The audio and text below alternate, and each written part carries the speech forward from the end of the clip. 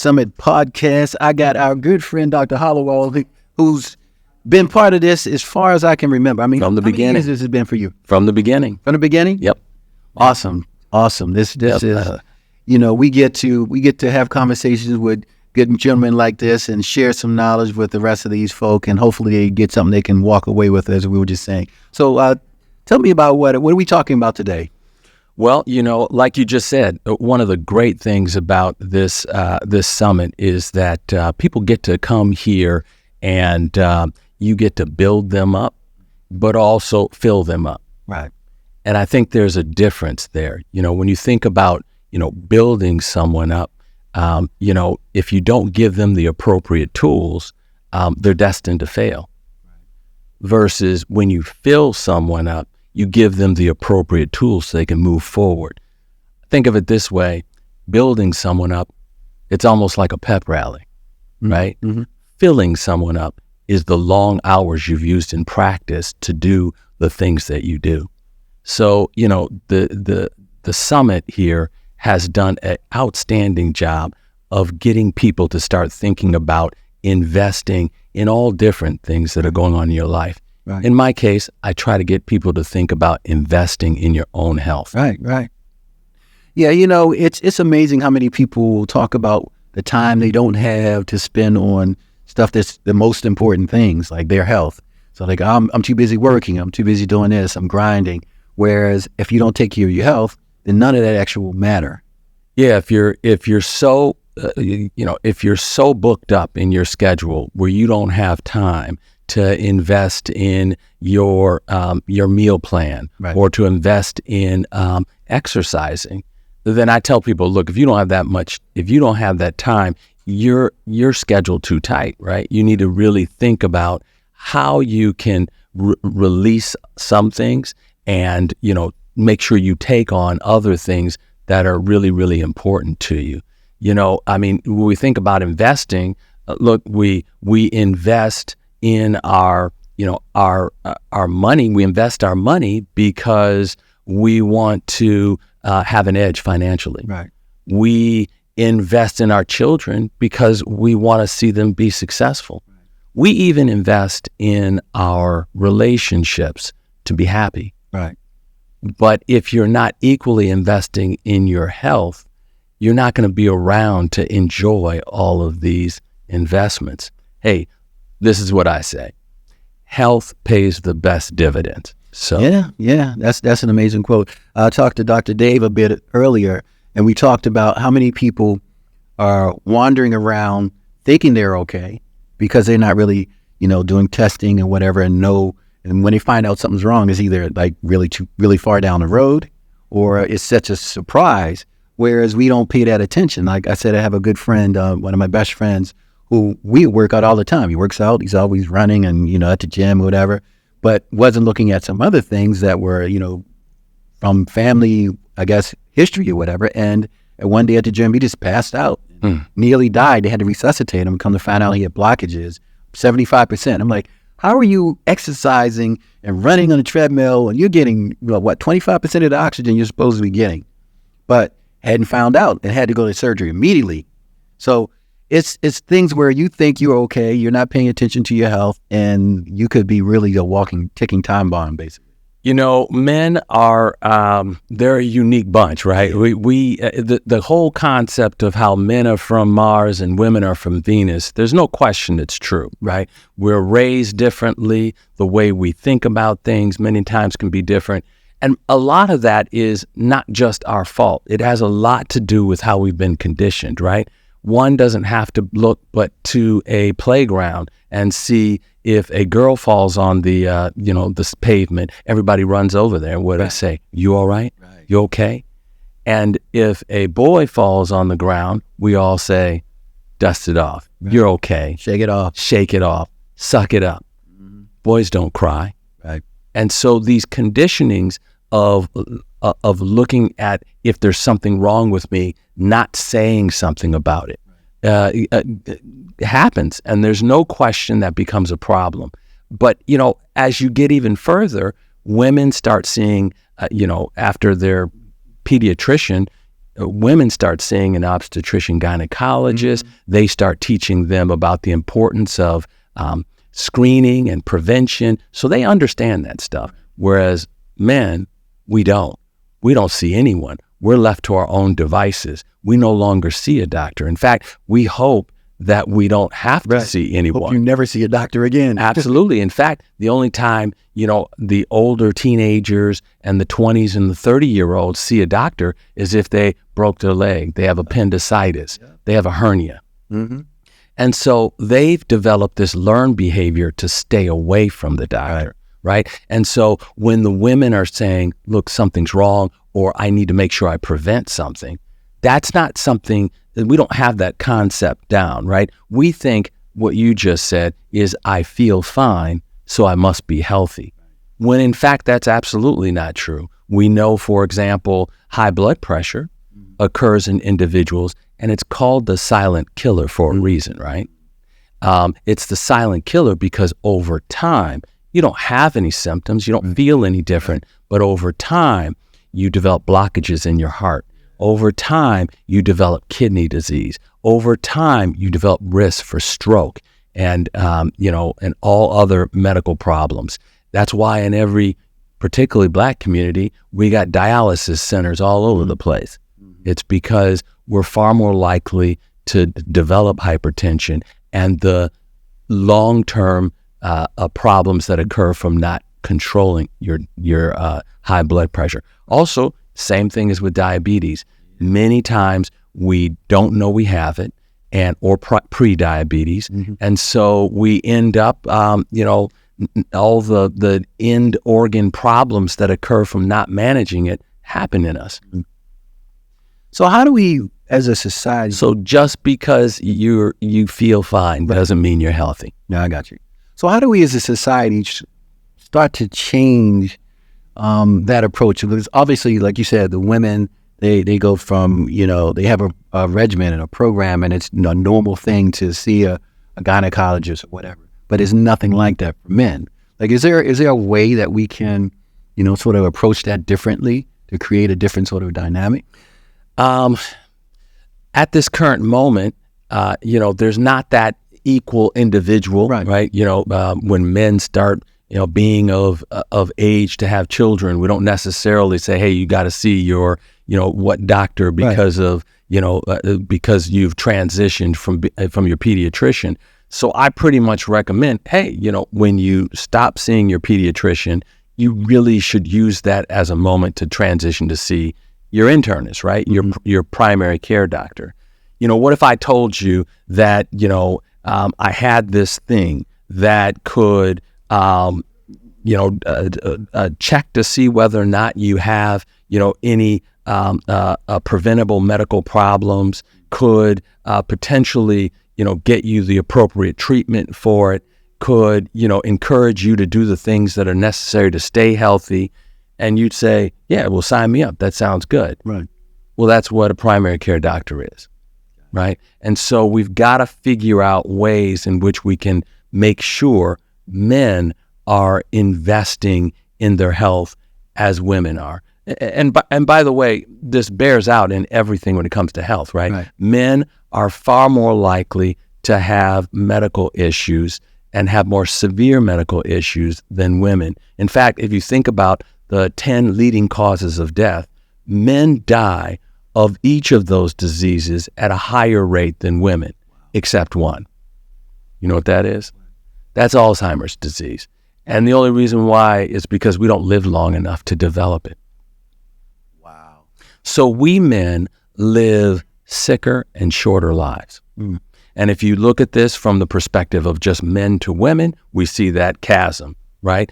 If we look at it when we start adding in ethnicity, Black and brown men, it's even worse. That is a crazy statistic. Huge statistics, actually. We had an interesting conversation, I think it was probably Dr. Dave was talking about AI. What do you think about AI and how it's going to affect how we approach healthcare moving forward? There's no doubt that AI will play a role in every facet of our life. It already is, right? You don't have to, if you mention something and you look on your search site or on your social media and you notice it's at the top, you don't think AI is being used to get an idea of what you're talking about and kind of giving those suggestions back to you.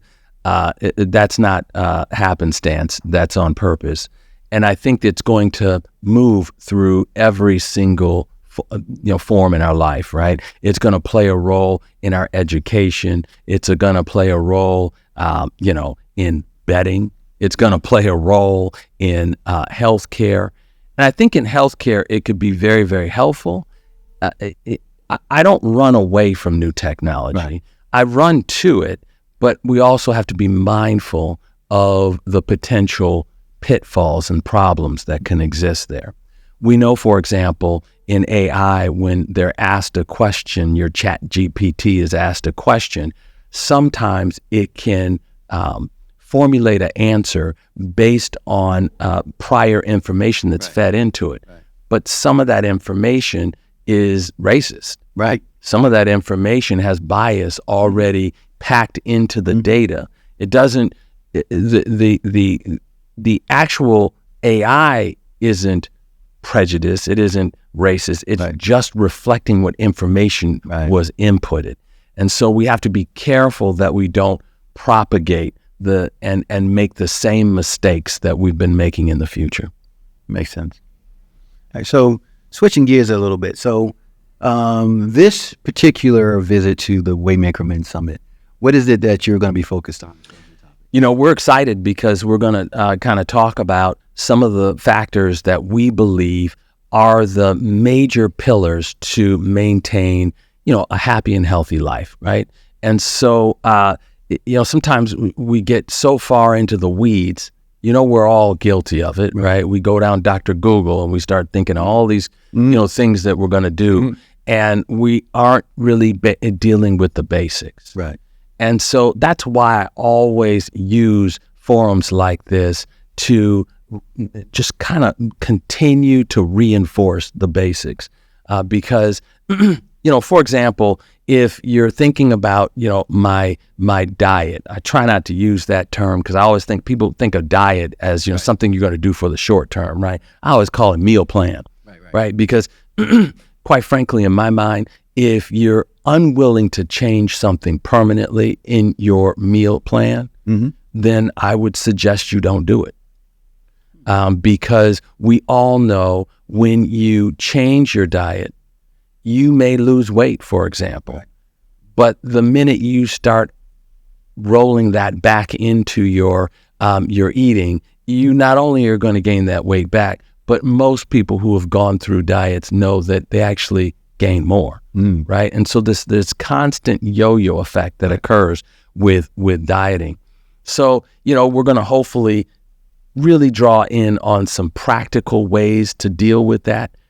Do things that are low-lying fruit, as opposed to something that, yes, you might be able to muster through it for the next couple weeks, but you're not going to be able to maintain it.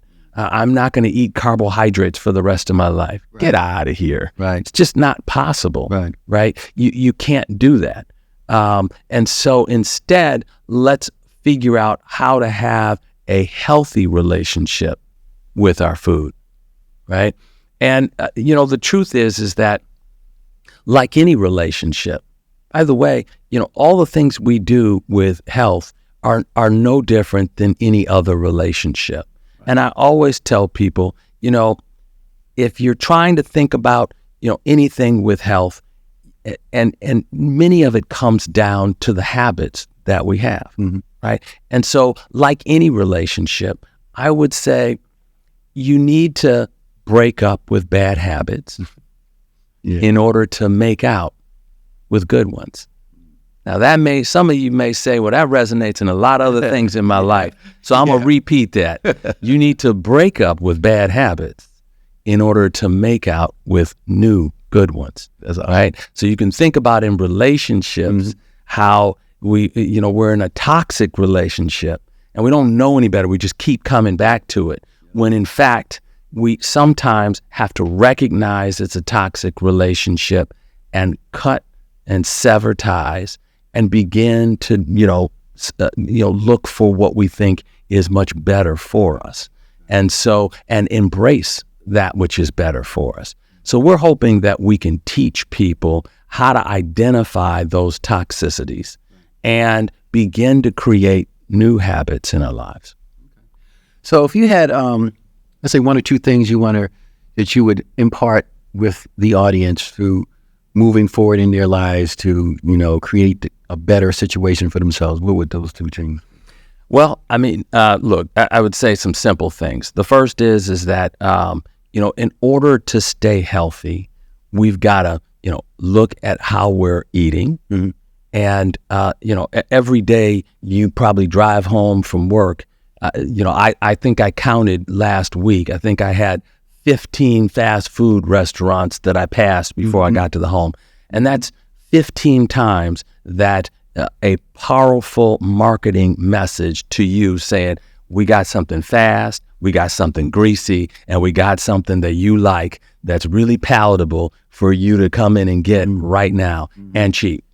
And you've got to go out of your way each and every time to tell yourself no. And by the way, if you're making 150, 200 food choices every day, you got to bat better than, 500, right? Yeah. You've got to really, get into a place where you're doing the right kind of choices most times, right?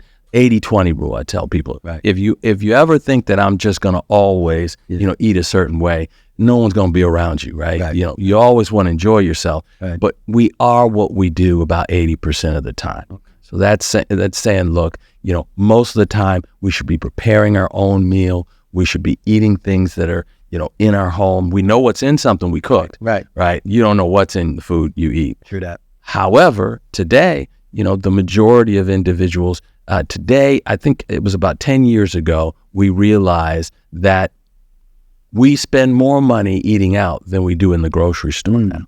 So that changed about 10 years ago. And I don't think we're going back, right? That convenience of being able to go out and eat. But we have to be mindful for the fact that if I'm a restaurant, I'm going to feed you things that have high portion size. It's going to have a lot of tasty fats. It's going to have a lot of sugar and a lot of salt in it because that's what's palatable to most people. And so if I don't cook my food with those items, you're not going to come back the same way. And so you have to be mindful of that. We know that individuals who eat out typically consume far more calories than if they eat at home. So, so eating is one of those things. Being a mindful eater is one of them. Exercise is the other. Yeah, I was talking to Nick Cannon a bit ago, and I was saying to Nick, he has so many different things that he does. I'm like, you must have 48 hours. This is a 24. Yeah. But within all that, still finding a space to work out and all that. Like, how do you even manage your day to find those things? And the best answer is you find time for things that you want to do, things that are important to you. So regardless of, if I have a long work week, if I was planning to play basketball, I'm going to find time to play basketball or watch my show or whenever that is. So if you take that same approach to your health, like, look, I got to get my workout in. I know for me, if I work out 4 days a week, I feel better than when I'm not working out. And as soon as I stop, if I miss a week or two, then it's hard to get back into a routine again. Yeah. So once I get in and make it a it's not a conversation, this is a must-have, it has to happen, then it becomes just something that you have to do. So just trying to find the time and making that time, really not finding time, but making that time as a priority is there's something that's not excusable. You move something else, not your workout. I think I've found, being a surgeon, a doc, I try to, be very observant. Right. And I try my best to watch how people do things. And one of the things that I can tell you is that highly successful people, now, by the way, you can be highly successful in your health. You can be highly successful in your career. There's a wide range of ways to measure that. Right. But highly successful people rarely use the word should. They, they don't say I should, work out more. I should eat better. I should have better communication with my wife. They turn those shoulds into non-negotiable musts. Right. And so by doing that, they change their life into an action plan, right? And I think you can learn from individuals who constantly change their life and everything into an action plan, right? There are those of us that are shooting all over ourselves, right? And but at the same time, when you are turning those things into non-negotiable musts, you're able to turn it into an action plan. The other thing that I have found is that highly successful people rarely spend all their time dwelling on the past. They're forward looking. And I think that that's an important thing to do. You should learn from your past. But perhaps, a car gives you a little insight on that. That's why your windshield's so big and your rearview mirror is so small. That's beautiful. That's a perfect place to stop. Listen, I appreciate you. As always, look forward to hearing what you guys have to give. I look forward to it too. This wonderful group of young and talented folk waiting for gems to take home with them. So you bet. Once again, my friend, thank you.